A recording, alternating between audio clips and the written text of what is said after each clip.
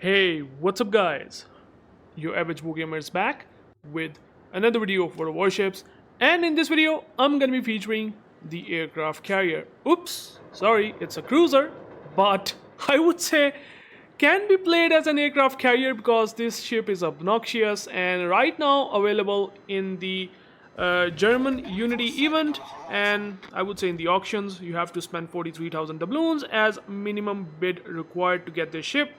But since there might be some German players who would like to get this ship, it can go even higher to 50,000 doubloons or maybe more than that. But, well, I would like to talk about why this ship is overpowered and, well, should you really even think of getting it from this whole auction thing. And I would say, well, I'm gonna be making a wild statement right now. And that is that Wargaming knows that the Hildebrand is overpowered. They have created the ship for obvious reasons that once the carrier rework comes, okay, this is very important that I'm saying. Once the carrier rework comes, and look at the Kitakaze as well by the way. Once the carrier rework comes, Wargaming gets the decent opportunity to somehow, in some way, nerf the ship. Now in this case, obviously, making a crossfire with 3 torpedoes, that is completely unfair. I mean, he should have smoked up, which he didn't, but I mean, this is something that you can do with this ship, which is absolutely ridiculous. But I was talking about that Wargaming can potentially nerf the ship, and I totally believe that they can and they most likely will. I mean, this is a prediction, right? It's gonna be difficult for them to nerf this because obviously people have spent a lot of money, but I mean, it's Wargaming. What do I know about the Wargaming, right? They will definitely gonna do something that at some point hurt the sentiment of players. I mean, they come up with the overpowered ship in the first place, which they shouldn't, right? They should not have done that, but they did it because, well, they can potentially nerf it later with the justification of, global nerf to maybe carriers with the CV spotting full rework that comes in 2026, right? Something that they can do. Okay, I haven't even talked about why Hildebrand is overpowered, but yeah, this is the reality. And I mean, to give you a reference where this logic seems a lot valid, remember when we used to have the Atlanta, right? A tier 7 cruiser with insanely powerful anti-defense. I mean, old players like me knows this stuff, right? Before the CV rework even happened, like the major rework that they have done in 2019, we used to have the Atlanta that have amazing anti-defense. Like, it's called as no AA zone, no fly zone, right? It's like no one can touch the Atlanta with the defense wayfire active. I remember the Kid has really good anti-defense, and even the Cruiserway, there was a time that it used to be, and now where we are right now, Atlanta isn't at all what it used to be. The Kid with anti-defense seems to be unfortunately a joke, not gonna lie. Then we have now the Holland, the Smallland that kind of replaced a bit of that status that the Kid used to be. So these are the realities. So Wargaming can absolutely do that with the name of the carrier rework, spotting rework, which they have tested it for almost like more than 1.5 years now as of right now. So they can come up with that. So that's the reason why I'm very skeptical about this whole thing, like whether you should really spend the money. And I mean, they have directly nerfed carriers, right? They come up with the overpowered clauses. And did you have ever seen now clauses being played in randoms or ranked even? Sometimes maybe one in like 1,000 battles you might see him. But it's nerfed. They have nerfed the AP rockets to at least some extent that it's not exactly what it used to be, brokenly overpowered, right? So I mean, they get this justification to directly nerf the carriers, which I would say is right. But they have come up with this concept in the first place, right? And Wargaming knows that the players will cry and they will definitely gonna say that carriers are broken. They come up with the broken design and then they nerf it. I mean, this is just not good for the game design, right? Because at this point we have the carriers that directly got nerfed. At some point we might see the cruisers or battleships getting nerfed. Like, I don't know. They definitely have come up with a design which I absolutely have no idea, but I totally believe that this ship will be nerfed, which is a good thing, which is absolutely a good thing. This ship is broken. And now we are talking, or at least I'm going to talk about the capabilities why Hildebrand is broken. Now, first of all, you have 2 squadrons, Okay, and even if you do not want to play it as a cruiser, because it does have 6 Aegir guns, which by the way are very potent. You have seen that I have got a citadel onto this Ibaranga, which by the way has a vulnerable citadel. There's no doubt about that, but the penetration is decent. Against heavy cruisers, light cruisers, you will do pretty decent damage. So these 6 guns are no joke, and the reload time is 15 seconds. And here's the funny part: the Emerald Latique in the steel. You know the Emerald Latique, it's a copy of Hildebrand with French sort of gimmicks going for it. Well, it does have worse AP DPM than the Hildebrand right now. It's just that the Emerald Latique does have, I would say, better dispersion overall, cruiser dispersion. Okay, so something that the Hildebrand doesn't. But I mean, you do have battle cruiser dispersion with really overall decent dispersion parameters, and I'm not even using that aiming system mod, right? If I'm not wrong, I might have used the aiming system mod, but I kind of don't remember this. But you know, your accuracy is still pretty good, without a doubt. Like, you can do citadels, and you can, if you just do not potato aim like I'm doing here against this angled slowing down Ibaranga, you will find that this is pretty potent even with the guns.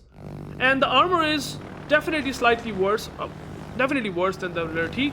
Latique has 32mm deck of the, you know, the carrier thing that they have given, and Hildebrand has 30mm. But I mean, you can play like a insane carrier that have like every single minute torpedo bombers coming up. You simply launching torpedo bombers upon bombers upon bombers, and you can just get 3 torpedo hits on an isolated target most of the time, unless you are just, you know, not perfectly good in carriers. You will see that a good carrier player can be able to drop all 3 torpedoes. In this case, Ibaranga just angle.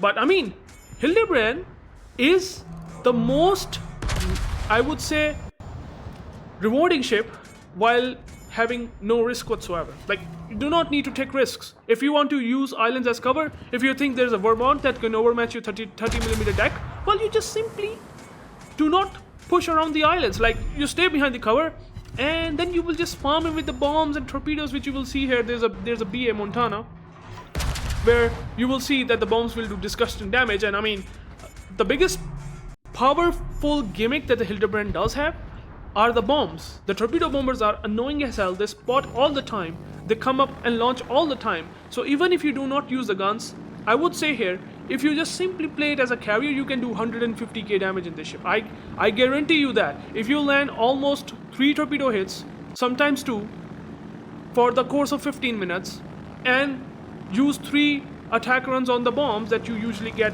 after 4 to 5 minutes, you will see that you will get, without playing carrier, in a cruiser hull, and still having these hybrid planes can deal 150,000 damage. If that is not broken, I don't know what is. Like, I mean, the carriers in general are broken. There's no doubt about that. The carriers are oh, by the way, look at this, man. You just get a flood on the Montana, and he DCP the flood, and well, you come up with the bombs, and then you can imagine if I can get double permanent fires, because these bombs are absolutely disgusting. Better damage output than most carriers in the game. Like, look at these bombs. 13,700 damage. You have 7 seconds of heal, which means that you can get all 6 bombs with this insanely small reticle onto a battleship, which you will see here how much I will do damage. Accuracy, if you just aim well, 6 bombs easy, 18k. And if I would have aimed onto the booty of his, I would have racked up easily 20k, because some of the saturation does kick in. But this is the reality that we are living. Like, this chip is not balanced at all, and I think UrAvgWarGaming knows it, right? And they're just trying to cashing in it right now, because, well, first of all, the Santa crates are coming, and I'm sure in the Santa crates it's gonna be available. So UrAvgWarGaming wants that if someone's too excited, some German player might be too excited about this, he might just get baited into, okay, Hildebrand is a FOMO ship, let's just get it. I mean, we just have to bid. We might not see Santa container. It's not. Totally believe that this might be coming in the Santa crates. Now, I can be wrong in this, but I totally believe that you will find out soon. You will eventually soon find out, and how much easy it will be accessible once you have a lot of ships. Obviously, in the Santa crates there are some conditions, like you have to get a lot of ships, right? But even then, it will be overall cheaper and you can have access to all the ships. Like for example, the Incheon, Monumud, they will also be soon coming, maybe most likely, in the Santa grid. So that is the reason why spending that much money on a Hildebrand right now, I don't think so it's worth it. And especially that it's been a long time, it's been more than a year. I totally believe that this ship will be coming back in Santa grids. So, and I mean, look at the stats, even in WoW's numbers. Go into the website, check out the stats. You will see that Hildebrand does have a really high game impact, and that's why it does have high win rate. If you played with some decent battleship player and a decent destroyer player with this ship, you're playing not only the carrier, you're not only disguised as carrier, but you're also not bad as a cruiser, heavy cruiser.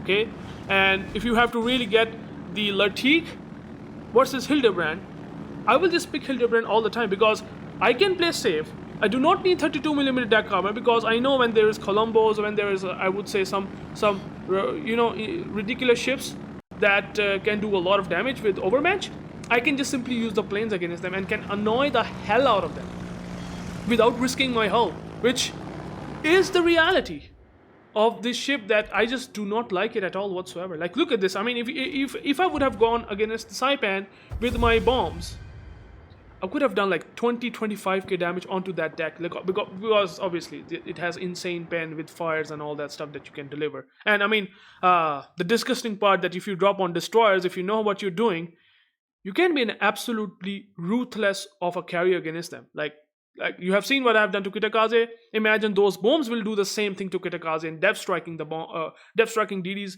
with the bombs is just even more hilarious. And that is the aspect that the Hildebrand is broken. Obviously, there are some weaknesses. Combat, direct face-to-face combat. Maybe the cruisers will win because you do have a lot of fire duration damage and all that stuff. But Hildebrand is a very potent ship regardless.